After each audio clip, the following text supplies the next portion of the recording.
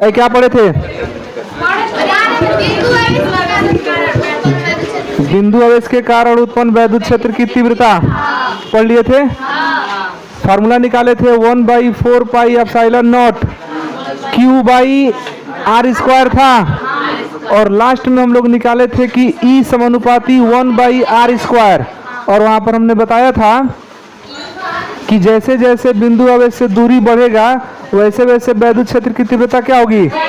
घटेगी। इतना हो गया था ना। अब हम लोग को पढ़ना है वैद्युत द्विध्रुव। आज का क्या टॉपिक होगा? वैद्युत द्विध्रुव। लिखिए हेडिंग,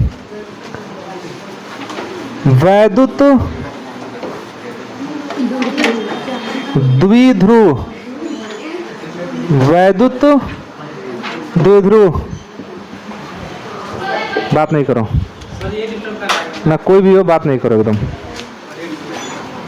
जब पढ़ो तो कम से कम उतना देर तो मन से पढ़ लिया जाए, बाकी तो बात करना ही है हम लोगों को।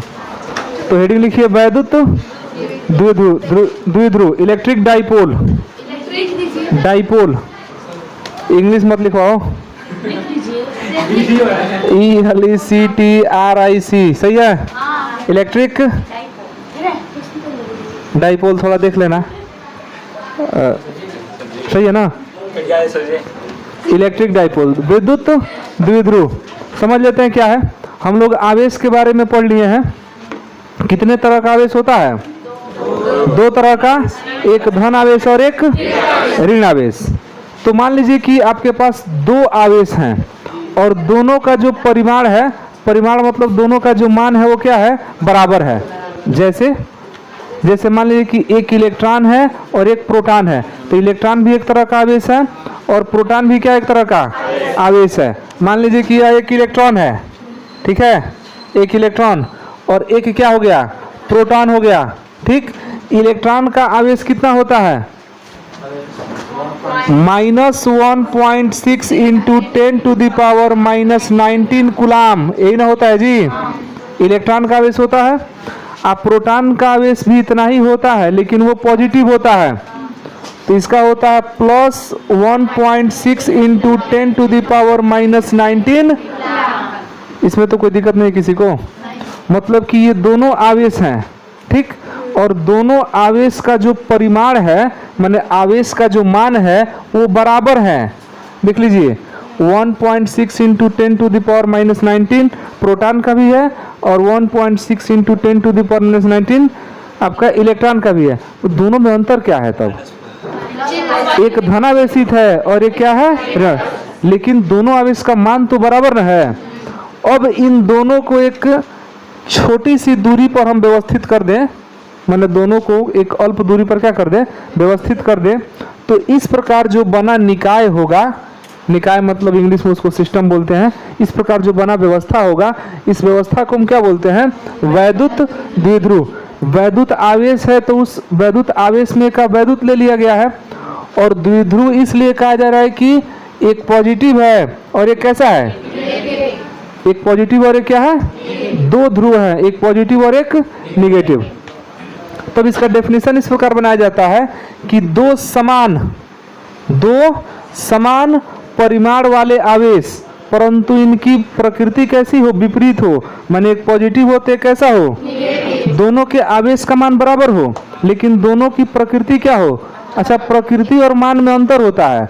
मान का मतलब कि ये वाला ये मान है 1.6 × 10⁻⁻19 कूलाम, ये उस आवेश का क्या है? मान है। लेकिन प्रकृति क्या है कि यह निगेटिव है, ये कैसा है? तो दो समान आवेश, दो समान परिमाण के आवेश परंतु विपरीत प्रकृति वाले हो, उन दोनों को अगर हम एक अल्प दूरी पर दोनों को व्यवस्थित कर देते हैं, तो इस प्रकार जो बना व्यवस्था होता है इसको हम क्या बोलते हैं? वैद्युत द्विध्रुव। तो वैद्युत द्विध्रुव में कितने आवेश होंगे? दो आवेश होंगे। दोनों का परिमाण मतलब दोनों का मान क्या होगा? बराबर होगा। लेकिन क्या अंतर होगा? प्रकृति दोनों विपरीत होगी, एक पॉजिटिव होगा एक क्या होगा? निगेटिव। ठीक, एकदम जुड़वा है सब। जुड़वा देखे हैं सलमान खान का? दो रहते हैं, दो सलमान खान रहते हैं उसमें। एक बहुत सीधा रहता है, एक बहुत लतखोर रहता है। मैंने झगड़ा रहता है।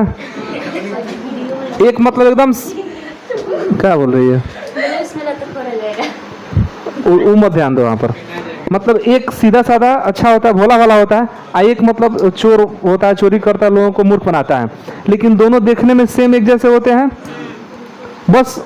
तो दोनों सेम है, मतलब उनका परिमाण ठीक क्या है, दोनों का बराबर है। परिमाण दोनों का बराबर है, बस एक बहुत अच्छा है और एक उतना ही खराब है। तो दोनों क्या है, जुड़वा हैं। तो जब दोनों जुड़वा को एक पास रख देंगे ना, तो क्या बनेंगे, वही बनेंगे द्विध्रुव। क्या बन जाएंगे, द्विध्रुव। उसका एक रीमेक भी आया था, तुम लोग देखे हो कि नहीं? कौन था उसमें, वरुण धवन था ना? हाँ, तो उसी का वो रीमेक है वो। टुड़वा में 3 गो होते हैं, जुड़वा में 2 होते हैं ना, और टुड़वा में 3 गो होते हैं। नहीं सुने हो टुड़वा? क्या जानते हो तुम लोग, धरती पर आना व्यर्थ है तुम लोग का। चलिए अब देखते हैं मेन टॉपिक को।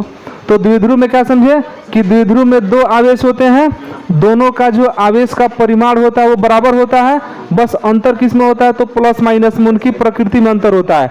तो एक आवेश हम यहाँ ले लिए हैं, एक आवेश यहाँ ले लिए हैं। इसको अगर हम कहें कि ये प्लस क्यू है तो ये भी क्यू ही होगा, लेकिन ये कैसा होगा, माइनस होगा। और इसके बीच की दूरी को जानते हैं कितना लिया जाता है, कैलकुलेशन अच्छा हो इसके लिए दूरी क्या ले लेते हैं, 2l। बीच की दूरी क्या लेते हैं। आगे हम लोग अगला हेडिंग क्या होगा, वैद्युत द्विध्रुव आघूर्ण। वैद्युत द्विध्रुव आघूर्ण। हाँ, वैद्युत द्विध्रुव आघूर्ण।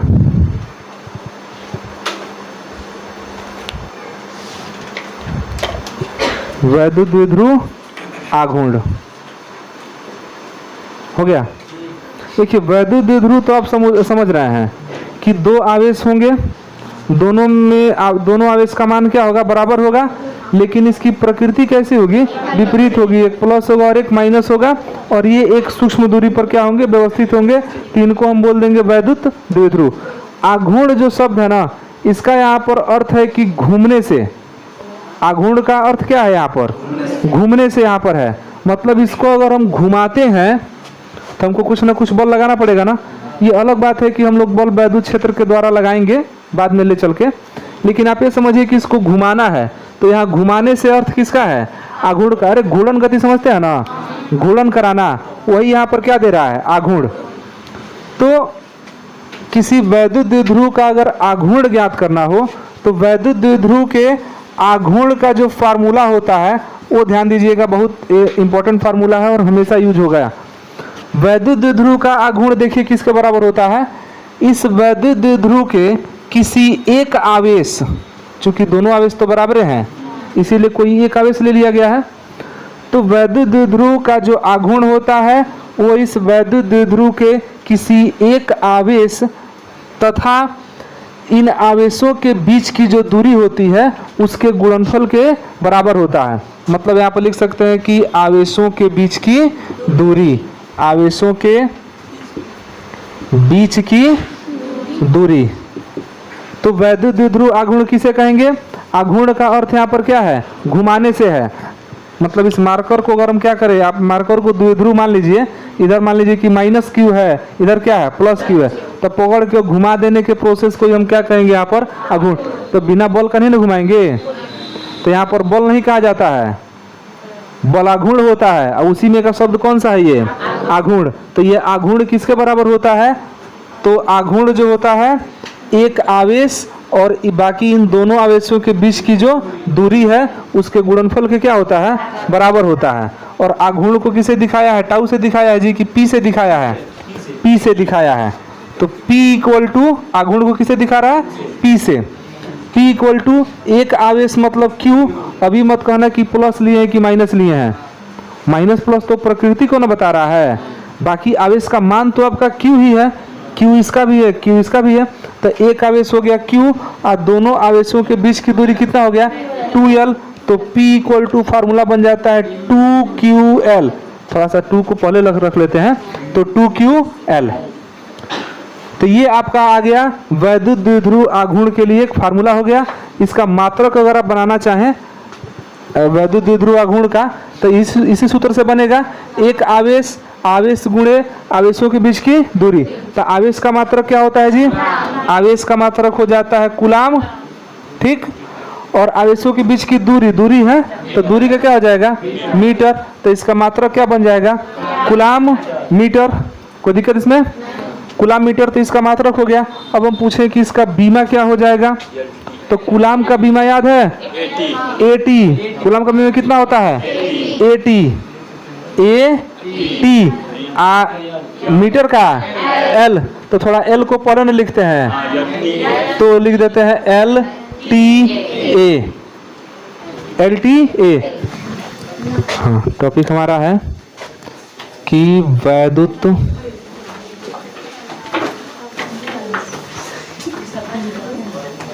द्विध्रुव के कारण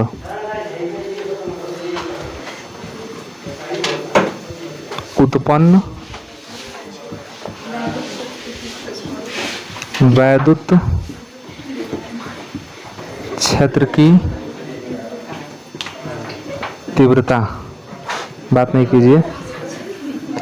वैद्युत द्विध्रुव के कारण उत्पन्न वैद्युत क्षेत्र की तीव्रता, ये एकदम टॉपिक सबको कंफर्म होना चाहिए, क्योंकि ये अगर कंफर्म होगा तो इससे रिलेटेड आगे वाले जो जितने भी डेरिवेशन होंगे वो सब अच्छे से हो जाएंगे। तो वैद्युत द्विध्रुव के कारण उत्पन्न वैद्युत क्षेत्र की तीव्रता, वैद्युत क्षेत्र की तीव्रता समझते हैं ना? वैद्युत क्षेत्र का मापन कल हम लोग पढ़े थे। वैद्युत क्षेत्र की तीव्रता हम लोग जानते हैं कि किसी भी आवेश के चारों ओर का वह क्षेत्र जिसमें कोई अन्य आवेश आकर आकर्षण या प्रतिकर्षण बल का अनुभव करता है, उसको क्या बोलते हैं? इसका मतलब कि आवेश के चारों ओर वैद्युत क्षेत्र होगा। और जो हम लोग का द्विध्रुव बन रहा है, आवेश इसमें भी तो है। कितना आवेश है द्विध्रुव में? कितना आवेश है? 2 आवेश है। तो क्या इनके कारण चारों ओर वैद्युत क्षेत्र नहीं होगा? होगा, यहाँ भी होगा। देखिए, ये जो आपका वैद्युत द्विध्रुव है, हम मान लेते हैं ना कि वैद्युत द्विध्रुव AB है, मान लेते हैं क्या है? तो इसमें का एक तरफ -Q आवेश और एक तरफ क्या हो जाएगा? +Q आवेश। ये तो समझ रहे हैं ना कि वैद्युत द्विध्रुव हो गया। ये दोनों में, ये वैद्युत द्विध्रुव में जो दोनों आवेश हैं, इनके परिमाण क्या है? बराबर है। और प्रकृति क्या है? विपरीत है। एक निगेटिव है तो कैसा है? पॉजिटिव है। तो ये आवेश है, तो क्या इसके चारों ओर वैद्युत क्षेत्र नहीं होगा? होगा। और ये भी आवेश है तो इसके भी चारों ओर क्या होगा? वैद्युत क्षेत्र होगा। जब आवेश है तो चारों ओर क्या होगा? वैद्युत क्षेत्र होगा। इसका मतलब कि यहाँ पर 2 आवेश हैं, तो इन दोनों के कारण वैद्युत क्षेत्र होगा। हम कहें कि हम यहाँ पर वैद्युत क्षेत्र की तीव्रता निकालना चाहते हैं, तो यहाँ पर वैद्युत क्षेत्र की तीव्रता कुछ तो इस आवेश के कारण हो जाएगा और कुछ इस आवेश के कारण हो जाएगा। मतलब कि पूरे द्विध्रुव के कारण वैद्युत क्षेत्र की तीव्रता निकालना हम लोगों को। तो पूरे द्विध्रुव के कारण जो वैद्युत क्षेत्र की तीव्रता निकाली जाती है, वो 3 कंडीशन में निकाला जाता है। कितने कंडीशन में निकाला जाता है? 3 कंडीशन में। लेकिन ज्यादातर बोर्ड एग्जाम में जो पूछा है वो सिर्फ 2 ही पूछा है। बोर्ड एग्जाम में कितना पूछा है? 2। नीट वोट में तीसरा वाला टाइप पूछ देता है कि तीसरे टाइप का कैसे निकालते हैं। हम लोग तीनों पर यहाँ पर डिस्कस करेंगे। पहले हम पहला नंबर वाला देखते हैं। पहला नंबर वाला कंडीशन क्या होता है, ध्यान समझिएगा। ये आपका वैद्युत द्विध्रुव है और इस वैद्युत द्विध्रुव के कारण हम वैद्युत क्षेत्र की तीव्रता निकालना चाहते हैं। ये चीज हम लोग 3 कंडीशन में निकालेंगे। पहला जो आपका होगा वो होगा अक्षीय स्थिति। किस स्थिति में निकालेंगे? अक्षीय स्थिति में, पहला कंडीशन। दूसरा आपका होगा निरक्षीय स्थिति। कौन सा कंडीशन होगा? निरक्षीय स्थिति। और जो तीसरा कंडीशन होगा वो होगा अन्य कहीं भी। अन्य कहीं भी मतलब कि निरक्षीय हो, अक्षीय हो, जहां मन कर वहां आप निकाल सकते हैं। अब ये समझिए कि ये अक्षीय स्थिति होता कहां पर है। तो ये जो आपका वैद्युत द्विध्रुव है, देख रहे हैं वैद्युत द्विध्रुव, तो इसी वैद्युत द्विध्रुव के लाइन में एकदम आगे इधर ले लेते हैं, और नहीं तो इसी के लाइन में इधर। माने आप ऐसा मान के चलिए ना कि ये अक्ष है आपके, ये x अक्ष है और ये क्या है? y अक्ष है। और आपको इस वैद्युत द्विध्रुव को उठाकर कहां पर रख देना है? x अक्ष पर। कहां पर रख देना है? x अक्ष पर। और इस प्रकार रखना है कि वैद्युत द्विध्रुव का जो मध्य बिंदु है ना, वो इसके मूल बिंदु पर पड़ जाए। बात समझ रहे हैं? तो ऐसे ही ना होगा, इधर ए हो जाएगा, इधर क्या हो जाएगा बी, इधर वाला माइनस क्यू, इधर वाला प्लस क्यू, यही वाली चीज यहाँ पर रख दिए हैं। तो अब हम बता रहे हैं कौन, हम अक्षीय स्थिति बता रहे हैं। तो इसी वैद्युत द्विध्रुव के इसी लाइन में मैंने एक्स अक्ष पर ही आगे निकालिए, कहीं भी किसी बिंदु पर, इस बिंदु पर निकालिए चाहे इस बिंदु पर निकालिए, मतलब कि इसी लाइन में होना चाहिए। समझ रहे हैं? नहीं तो इधर लेफ्ट में आ जाइए, इधर यहाँ निकालिए चाहे यहाँ निकालिए चाहे यहाँ, मैंने किसी बिंदु पर निकालिए, लेकिन जो आपका द्विध्रुव का जो लाइन है ना, इसी लाइन में आगे नहीं तो इसी लाइन में पीछे। मैंने हम ऐसा कहें कि एक्स अक्ष पर कहीं भी निकालिए। कहाँ निकालिए? एक्स अक्ष पर। तो एक्स अक्ष पर अगर आप वैद्युत क्षेत्र की तीव्रता निकालते हैं तो उसको हम कहते हैं कि हम किस स्थिति में निकाल रहे हैं? अक्षीय स्थिति में। कुछ समझ आ रहा है? तो अक्षीय स्थिति में वैद्युत क्षेत्र की तीव्रता निकालने के लिए क्या करते हैं कि वैद्युत द्विध्रुव को हम कहां पर रखते हैं? एक्स अक्ष पर। और एक्स अक्ष के किसी भी बिंदु पर या तो दाहिने तरफ निकाल दीजिए नहीं तो बाएं तरफ निकाल दीजिए, किसी भी एक तरफ निकालेंगे तो वो जो स्थिति होगा वो कौन सा स्थिति होगा? अक्षीय स्थिति में वैद्युत क्षेत्र की तीव्रता। और अगर आप द्विध्रुव को रखे हैं एक्स अक्ष पर और निकाल रहे हैं वाई अक्ष के किसी बिंदु पर, ध्यान देना, यहाँ पर निकालिए, यहाँ पर निकालिए, यहाँ पर निकालिए, यहाँ पर कहीं भी वाई अक्ष पर निकाल रहे हैं तो उसको कहेंगे कि वो किस स्थिति में है? निरक्षीय स्थिति में है। आप समझ रहे हैं? एक्स अक्ष पर निकालेंगे अक्षीय स्थिति, वाई पर निकालेंगे, और द्विध्रुव को कहाँ रखे हैं? एक्स अक्ष पर। कहाँ रखे हैं? ई ना कि वाई अक्ष पर द्विध्रुव को रख दो और निकालो वाई अक्ष पर, तो फिर अक्षीय हो जाएगा। ध्यान से देखना, द्विध्रुव को रख दिए एक्स वाई अक्ष पर, ठीक है, ऐसे वाई अक्ष पर ही तीव्रता निकाल रहे हैं ना, तो वो अक्षीय हो जाएगा, क्योंकि द्विध्रुव के लाइन में निकालेंगे ना आगे चाहे पीछे तो वो अक्षीय स्थिति में आता है, और उसके लंबवत निकालते हैं तो क्या आता है? निरक्षीय। अब बाकी इसको छोड़ के इधर इधर इधर इधर कहीं भी किसी बिंदु पर निकालेंगे तो वही हो जाता है अन्य कहीं भी। समझ रहा है? तो हम लोग कहाँ निकालने जा रहे हैं? अक्षीय स्थिति में। मतलब कि ये आपका जो वैद्युत द्विध्रुव है इसी लाइन में या तो उधर आगे होगा नहीं तो कहाँ होगा? पीछे। तो हम लोग उधर आगे निकाल लेते हैं, मिटा देना इसको जी। तो अक्षीय और निरक्षीय समझ गए? अक्षीय निरक्षीय कई बार आएगा, हम लोग जब विभव निकालेंगे ना आगे तो वहां भी आपका अक्षीय और स्थिति और निरक्षीय स्थिति आएगा। तो हम लोग किस स्थिति में निकाल रहे हैं? अक्षीय स्थिति में। इसको ध्यान देंगे। अब देखिए लिखने का तरीका क्या होता है, ध्यान से समझिएगा। सभी लोग रफ कर रहे हैं ना, तो लिखने का तरीका समझिए। सीखना है लिखने का तरीका, वो रटना नहीं है। लिखेंगे हम लोग कि माना ए भी एक वैद्युत द्विध्रुव है, जैसा कि चित्र में आप देख रहे हैं। क्या लिखेंगे? माना ए भी एक वैद्युत द्विध्रुव है जो माइनस क्यू और प्लस क्यू आवेश से मिलकर बना है। रटने वाला कुछ भी नहीं है। माना ए भी एक वैद्युत द्विध्रुव है जो माइनस क्यू और प्लस क्यू आवेश से मिलकर बना है। इनके बीच की दूरी 2l है। इनके बीच की दूरी कितना है? तथा इनका मध्य बिंदु O है। रटने वाला है कुछ? केवल चित्र को समझ लेना है। तथा इसका मध्य बिंदु क्या है? इसको लैंग्वेज में लिखते जाएंगे। क्या लिखेंगे शुरू से? फिर से बोलिए। माना ए भी एक वैद्युत द्विध्रुव है जो माइनस क्यू तथा प्लस क्यू आवेश से मिलकर बना है।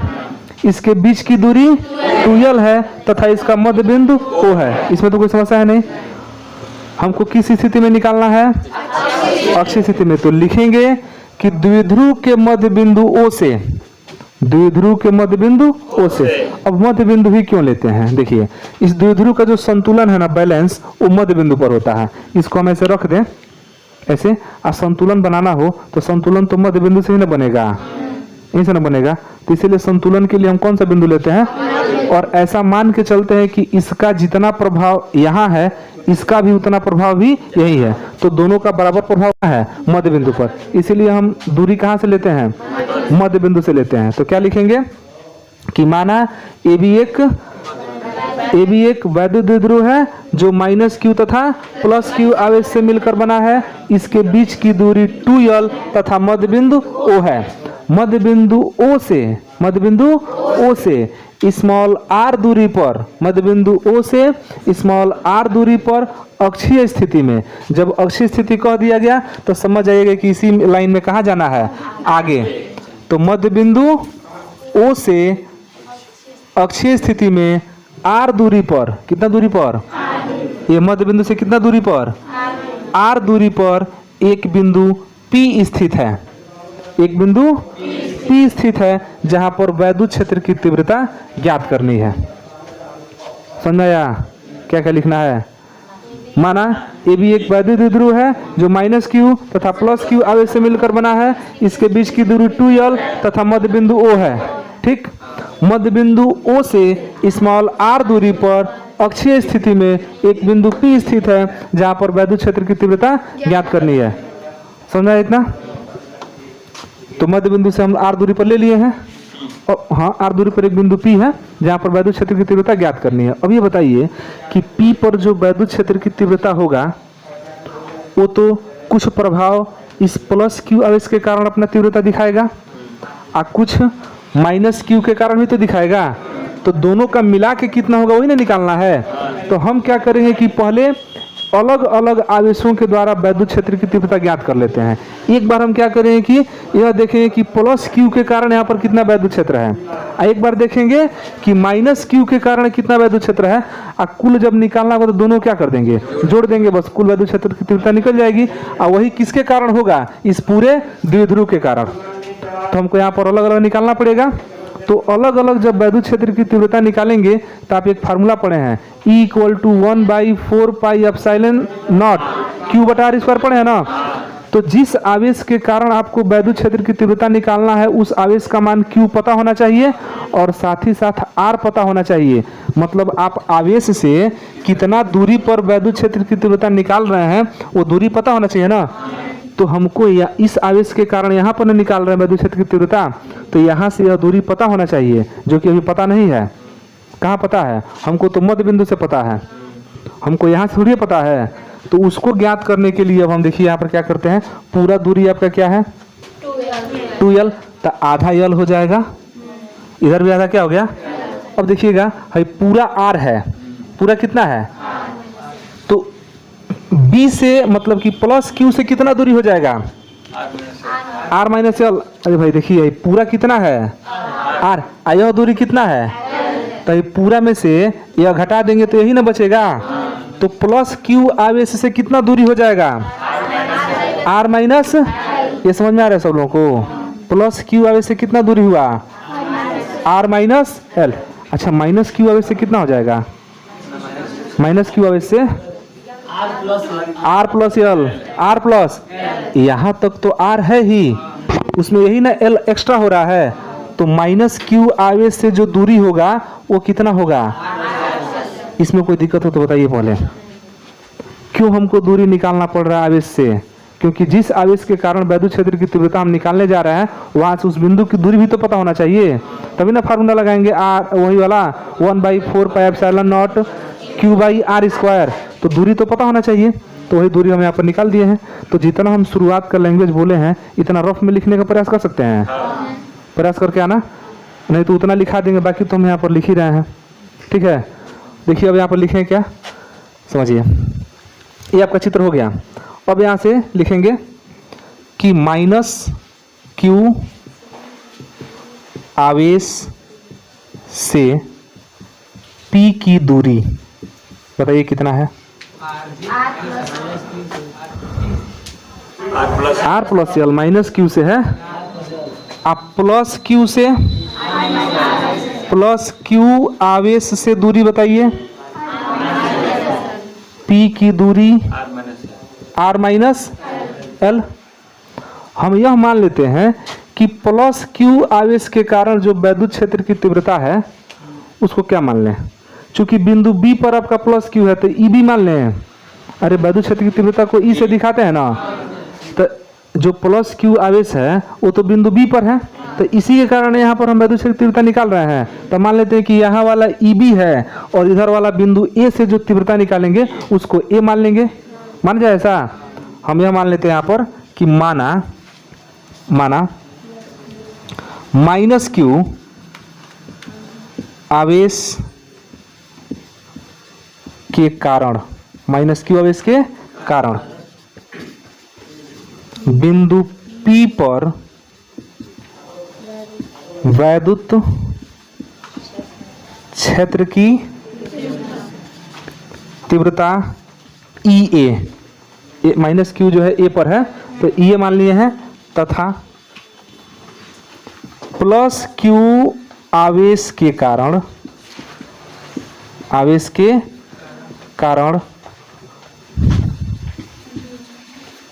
वैद्युत क्षेत्र की तीव्रता कितना मान लें, EB है। इसमें कोई समस्या नहीं है। ये बताइए, दो आवेश आपके पास हैं तो दोनों ने अपना वैद्युत क्षेत्र दिखाएगा वहां पर, तो दोनों ने निकालना पड़ेगा और तब लास्ट में जोड़ देंगे तो कुल वैद्युत क्षेत्र की तीव्रता निकल जाएगा। तो EA अगर हमको ज्ञात करना हो, बताइए EA कैसे ज्ञात करेंगे।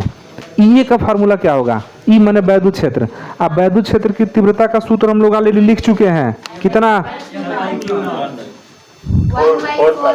1/एक आवेश के कारण वैद्युत क्षेत्र की तीव्रता का सूत्र नहीं लिखे हैं, तो इस आवेश के कारण इस बिंदु पर वैद्युत क्षेत्र की तीव्रता निकालना है। तो आवेश का मान Q पता ही है और यहाँ से दूरी हमको R + L पता ही है, तो हम F/Q0 क्यों लगाएंगे। एक आवेश के कारण तो हम सूत्र लिखे हैं ना, कितना लिखे हैं 1/4πε0, लेकिन माइनस है तो माइनस Q बटा R + L का होल स्क्वायर। दूरी तो आपका R + L ना हो चुका है, इसको समीकरण एक बनाइए। ये लाइन समझ में आ रहा है। मेन फार्मूला आपका वही है, E = 1/4πε0 Q बटा R स्क्वायर। समझ में आ रहा है। वो जो फार्मूला हम लोग पढ़े थे वो किसके लिए था, एक बिंदु आवेश के कारण कुछ दूरी पर वैद्युत क्षेत्र की तीव्रता। तो एक बिंदु आवेश नहीं है, इसके कारण R + L दूरी पर एक बिंदु P स्थित है। बस यही अंतर है कि वहाँ R लिए थे, यहाँ पर R + L है, तो क्या दिक्कत है, वहाँ पर R का स्क्वायर हुआ था, यहाँ R + L का स्क्वायर हो जाएगा। वहाँ पर आवेश Q था, यहाँ पर आवेश -Q है, लेकिन कंडीशन तो सेम उसका है। तो ये आपका समीकरण कितना हो गया 1। यहाँ दिखाई दे रहा है जी। EB निकालिए अगर, तो EB अगर निकालें तो EB भी सेम होगा, केवल दूरी ना बदल रहा है। बोलो जी, थोड़ा जान जाए कि ढोंग आ रहा है कि नहीं आ रहा। बोलो क्या लिख दे यहाँ पर, नकना मत। 1/4πε0 बोलो, हाँ Q बाई और R - L का होल स्क्वायर। समीकरण नंबर, प्लस लिखने की विशेष आवश्यकता यहाँ पर अभी नहीं है, ठीक है, क्योंकि माइनस को तो नहीं ना छोड़ सकते हैं, इसीलिए माइनस लिख दिए हैं। अच्छा, माइनस भी लिखने का कारण है, जो वैद्युत क्षेत्र की तीव्रता होता है ना वो सदिश राशि होता है, तो यहाँ प्लस माइनस मायने रखता है, ठीक है। क्योंकि देखिए, एक आवेश में से वैद्युत बल रेखाएं बाहर की तरफ निकलती हैं, एक में अंदर प्रवेश करती हैं, तो विपरीत ना हो जाएगा, इसीलिए एक प्लस और एक क्या रख दिए हैं, माइनस चिन्ह इसमें रख दिया गया है। अब अगर हम यह कहें कि बिंदु P पर अगर कुल वैद्युत क्षेत्र की तीव्रता E है, तो जो E होगा वह इन दोनों के योगफल के क्या होगा, बराबर होगा। यहाँ दिखाई दे रहा है, लिखे यहाँ पर, ऊपर लिखे, यहाँ लिखे ऊपर, हेडिंग को मिटा दें, इसको मिटा दे रहा हूँ स्थिति को।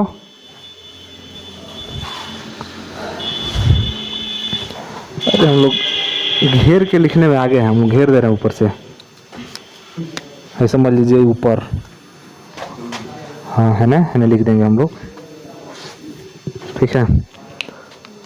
तो लिख रहे हैं कि यदि बिंदु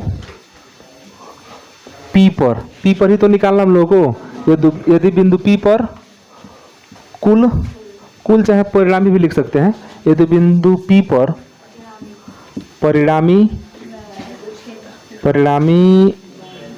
वैद्युत क्षेत्र की तीव्रता क्या मान ले, E मान लें, एक को तो EA माने हैं, एक को EB माने हैं, तो फाइनल वाले क्या मान लेते हैं, E हो तो हम लोग क्या जानते हैं, हम लोग जानते हैं कि जो E होगा वह EA + EB के बराबर होगा। अब ई ए और ई बी का मान हम कहाँ से रख देते हैं उठा करके, समीकरण आपका समीकरण 1 और समीकरण 2 से। तो समीकरण 1 से ई ए का मान रख दीजिए, तो 1/4 पाई एप्सिलॉन नॉट, अच्छा माइनस को आगे लगा ले यहाँ पर, minus q by r plus l का होल स्क्वायर, ये ई का मान निकाल रहे हैं हम लोग, अब प्लस ई बी का मान 1/4 pi epsilon naught q by r minus l का होल स्क्वायर। समझ में आया? इसमें कुछ कॉमन भी दिख रहा है। अगर हम ई का मान निकालेंगे, ध्यान से देखिए, ई का मान निकालेंगे तो 1/4 पाई एप्सिलॉन नॉट तो कॉमन हो ही रहा है, साथ साथ आपका ऊपर से क्यू भी हो रहा है कॉमन, तो हम सीधे से लिख सकते हैं q/4 पाई एप्सिलॉन नॉट। कोई दिक्कत इसमें? अब देखिए इसमें तो आगे माइनस बच रहा है, इसमें बच रहा है प्लस, तो प्लस वाला को पहले लिख देते हैं, माइनस वाला को बाद में लिख देते हैं। तो ये प्लस वाला पहले लिखाएगा तो इसमें से यह निकल ही गया है, q निकल ही गया है, तो 1/ कितना बच रहा है, 1/r माइनस एल का होल स्क्वायर, और तब बचेगा माइनस इधर वाला 1/r प्लस एल का whole square, 1/r plus l का, इतना सबको समझ में आ रहा है? अब E इक्वल टू, लग रहा है भैंस हाँक रहा है सबको, एलसीएम लिया जाए। एलसीएम तो दोनों अलग अलग है ना, तो एलसीएम इसका गुणनफल हो जाएगा सीधे सीधे, तो r माइनस एल का square into r plus l का स्क्वायर, ये ठीक है। अब यहाँ से भाग न करते हैं, तो यहाँ से भाग करेंगे तो ये कटेगा, यह बचेगा, ये जाके ऊपर 1 में गुणा कर देगा, तो ये हो जाएगा r प्लस एल का होल स्क्वायर और माइनस, इससे अब ये कटेगा, है कट जाएगा ना, ये बचेगा, ऊपर जाके गुणा कर देगा, तो r माइनस एल का होल स्क्वायर। यहाँ तक किसी को दिक्कत हो तो बोलिएगा, नहीं रफ में लिख रहा है ना। E equal to q/4 pi epsilon naught, ये ठीक है। यहाँ पर नीचे हम बता रहे थे ना कि अगर आप r माइनस एल का भी होल स्क्वायर है और r प्लस एल का भी होल स्क्वायर है, और चूंकि ये बीच में गुणा है तो दोनों, जब बीच में गुणा रहता है तो दोनों का स्क्वायर हटा के एक ही बार स्क्वायर लगा लेते हैं। तो यहाँ पर हम लोग क्या लिख सकते हैं, यहाँ पर हम लोग लिख सकते हैं r minus l into r plus l, अब तब यहाँ पर पूरे का क्या बना सकते हैं, लेकिन ध्यान देना कि ये केवल गुणा में ही होता है, बाकी जोड़ घटाव में ऐसा नहीं कर सकते हैं, गुणा और भाग में ही ऐसा होता है। जैसे मान लीजिए कि 3 स्क्वायर इंटू 4 स्क्वायर इस तरह का है ना, तो 3 इंटू 4 एक पास कर लीजिए, आप पूरा क्या लगा दीजिए स्क्वायर। लेकिन अगर ये इस तरह से रहता 3 स्क्वायर आप प्लस 4 स्क्वायर, तब आप इस तरह से नहीं लिख सकते हैं, ये गलत हो जाएगा। देख लीजिए गलत कैसे होगा, 3 का स्क्वायर तो 9 होता है, और 4 का स्क्वायर, और 16 9 होता है 144, तो लेफ्ट का आगे 144, राइट में देखिए 3 चौके 12 का स्क्वायर भी यही होता है, 140 से होता है, ये बराबर हो जा रहा है। यहाँ पर देखिए बराबर नहीं होगा, 3 का स्क्वायर 9, और 4 का स्क्वायर 16, 16 9, और 4 3 7 का स्क्वायर 49 हो जाता है, अंतर हो गया ना। तो ये केवल गुणा में और भाग में ही होता है, जोड़ घटाव में ये नहीं होता है, इसीलिए यहाँ पर गुणा था तो इस तरह काम कर लिए। और उसके बाद देखिए जो ऊपर है r प्लस एल का होल स्क्वायर और r माइनस एल का, चाहे तो इसको भी a प्लस बी का होल स्क्वायर पर भी तोड़ सकते हैं, नहीं तो a square minus b square पर भी तोड़ सकते हैं, जैसे चाहो ऐसे कर सकते हो। तो अगर इसको कहो कि नहीं a प्लस बी का होल स्क्वायर पर ही लेते हैं, तो क्या लिख सकते हैं, r square plus l square plus 2 into r into L लिख सकते हैं ना। आगे माइनस है, माइनस अंदर वाले को कोष्टक में लिख देते हैं, क्योंकि बाहर माइनस है ना, अंदर का चिन्ह पूरा क्या कर देगा, पलट देगा। तो अंदर क्या हो जाएगा, r स्क्वायर माइनस माइनस क्यों एल स्क्वायर माइनस 2rl, ये ना होता है, इसको मिटा दीजिए।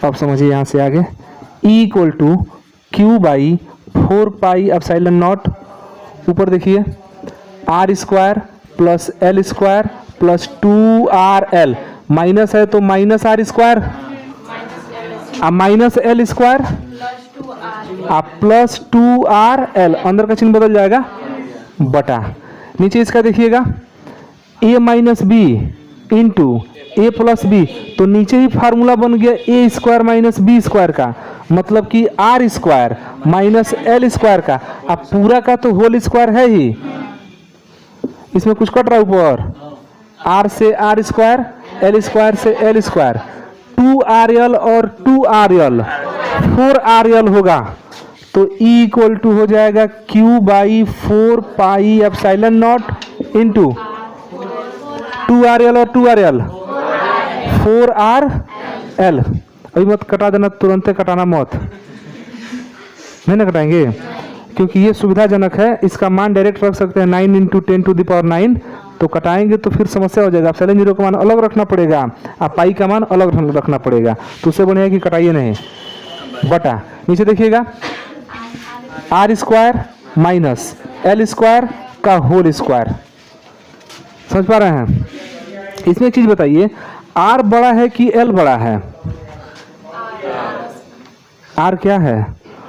ये जो आपका द्विध्रुव था, इसके मध्य बिंदु से ना जितना दूरी पर आप वैद्युत क्षेत्र की तीव्रता निकाल रहे हैं वो दूरी आर है, ये थोड़ा लंबा है, और जो द्विध्रुव के दोनों आवेशों के बीच की दूरी है वो तो 2L है, और उसका भी आधा कौन है, तो उस हिसाब से देखें तो R के तुलना में तो L काफ़ी छोटा हो गया, क्योंकि डेफिनेशन में ही हम लोग पढ़े हैं कि दोनों जो आवेश होते हैं एक सूक्ष्म दूरी पर रखे जाते हैं, मतलब कि 2L सूक्ष्म दूरी है, तो उसका आधा तो और सूक्ष्म हो जाएगा, इसका मतलब कि देखें तो L जो है R की तुलना में क्या है, छोटा है, तो हम यहाँ पर कह सकते हैं कि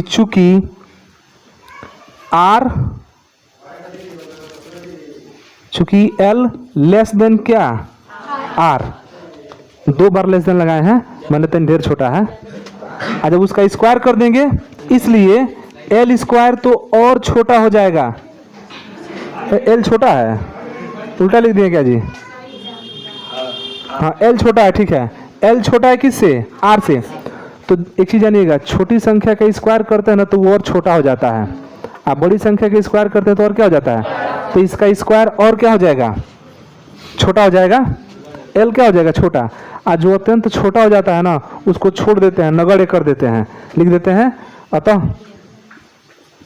अतः L स्क्वायर क्या है, उपेक्षणीय है, वही नगण्य है, उपेक्षणीय है, उपेक्षणीय है तो उसको क्या कर देंगे, यहाँ दिखाई दे रहा है सबको, तो E इक्वल टू, देखिए अब Q को ले जा रहा है अंदर इसके साथ 1/4 पाई एप्सिलॉन नॉट, Q कहाँ गया अंदर, तो अंदर 4RL Q, ठीक, बटा नीचे तो L स्क्वायर छोड़ दिए, तो हो गया R स्क्वायर का स्क्वायर, नहीं जी L स्क्वायर छोड़ दिए तो R स्क्वायर का स्क्वायर होगा, तो ये क्या हो जाएगा E equal to 1/4 pi epsilon naught. यहाँ थोड़ा सा हम व्यवस्थित कर रहे हैं क्योंकि अभी हम लोग P के लिए एक फार्मूला पढ़े हैं, 2QL पढ़े हैं, द्विध्रुव आघूर्ण का पढ़े ना अभी, P इक्वल टू 2Q, अगर हम यहाँ चाहें कि 2QL बना दें तो क्या बन नहीं जाएगा, इस 4 में 2 गुणे 2 कर देंगे, 4 को क्या कर देंगे 2 गुणे 1, 2 ले करके इसके Q के साथ और इसके L के साथ 2QL बना देंगे, क्या समझे, 2Q, इसका 2 गुणे 2 था ना, तो 2 इंटू क्या हो जाएगा R, तो आगे लिख सकते हैं इस तरह से 2R इंटू 2QL बटा R का पावर 4, देख लीजिए स्क्वायर का स्क्वायर है, R का पावर कितना हो जाएगा, अरे देख लो वही है, 2 दूना 4, उसमें R भी है और QL ही है, उसी को 2 भाग में कर दिए हैं, इसलिए ऐसा किया है ना कि इसके बदले हम लोग आराम से P लिख सकते हैं। ये देखिए इसमें से एक R से एक R कट गया तो R क्यूब न बचा, परंतु हम यहाँ पर कह सकते हैं कि 2QL इक्वल टू क्या है, और इसको बोलते हैं द्विध्रुव आघूर्ण, तो हम लिख सकते हैं अब E इक्वल टू, बताइए क्या लिख सकते हैं, 1/4 पाई एप्सिलॉन नॉट, R तो कट गया, 2 इसके बदले में P, तो 2P बटा R3, ये हम लोग का सूत्र निकल गया। किसके लिए? वैद्युत क्षेत्र की तीव्रता के लिए। किस कंडीशन में? अक्षीय स्थिति में। किसके कारण? वैद्युत द्विध्रुव के कारण। तो वैद्युत द्विध्रुव के कारण अक्षीय स्थिति में जो वैद्युत क्षेत्र की तीव्रता होता है वो होता है E equal to 1/4 pi epsilon naught 2P/R3। मात्रक न्यूटन प्रति, मात्रक तो वही रहेगा ना, मात्रक कहाँ बदलेगा। ये समझ में आया? तो कैलकुलेशन को ध्यान में जरूर रखेंगे, कैलकुलेशन ही इसमें सब चीज़ है।